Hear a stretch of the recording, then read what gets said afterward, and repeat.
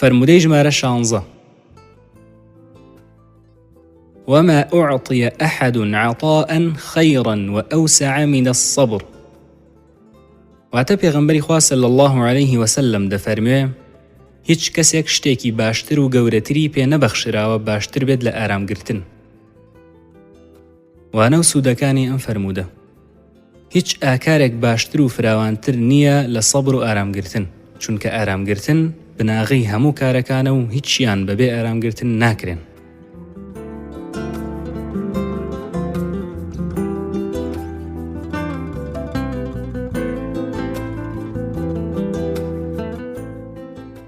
فرمودەی ژمارە 17.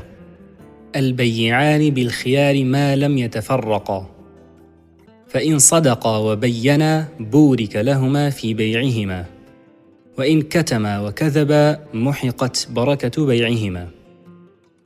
واتە پێغەمبەری خوا صلی الله عليه وسلم دەفەرمێ فرۆشیار و کڕیار ئازادن لە پەشیمان بوونەوە مادام لێک جا نەبوونەوە.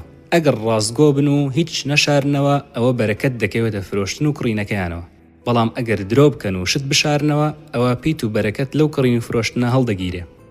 وانە و سوودەکانی ئەم فەرموودە ڕاستگۆیی گرنگە لە کڕین و فرۆشتندا و دەبێ فرۆشیار کەم و کورتیەکانی شتە فرۆشراوەکە ڕوون بکاتەوە.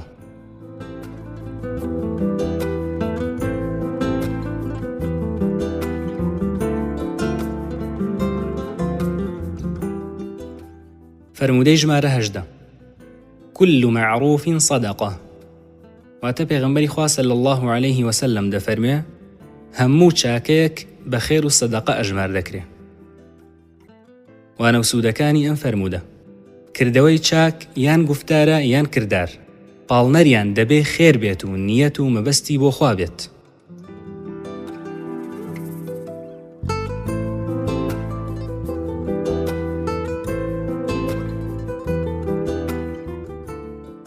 فرمودەی ژمارە 19. من دل على خير فله مثل أجر فاعله.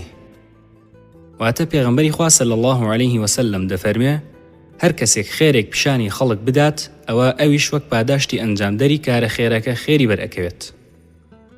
وانە و سوودەکانی ئەم فەرموودە پاداشت و فەزڵی ئەوانە دەرئەخات کە خێر پیشانی خەڵک ئەدەن یان هاوکاری خەڵک دەکەن بۆ ئەنجامدانی کاری خێر.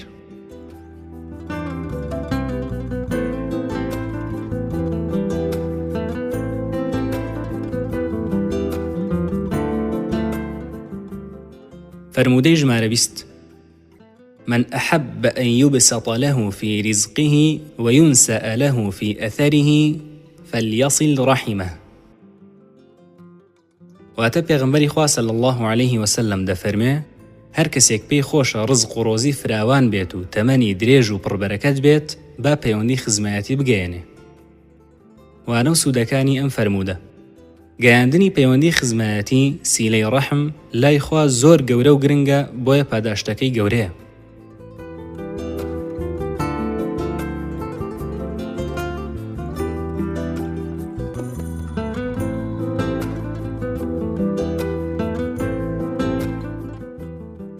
فرمودەی ژمارە 21.